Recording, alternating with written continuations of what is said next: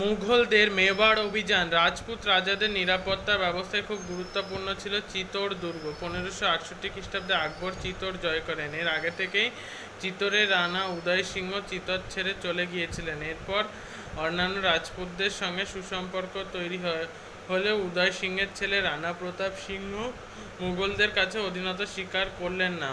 1576 খ্রিস্টাব্দে হলদিঘাটির যুদ্ধে আকবর রানা প্রতাপকে পরাজিত করেছিলেন। এই যুদ্ধের সময় আকবর আজমিরে পৌঁছে রাজা মানসিংহকে 5000 সৈন্য সমেত রানা প্রতাপের বিরুদ্ধে পাঠান। রানা মানসিংহ কিন্তু রাজপুত ছিলেন, অর্থাৎ মুঘলদের বিরুদ্ধে রাজপুত শক্তি মিলিত হয়ে লড়াই করেনি। রানা প্রতাপ চিতোর পর্যন্ত গোটা এলাকার ফসল নষ্ট করে দিয়েছিলেন যাতে মুঘল সেনা খাবার না পায়।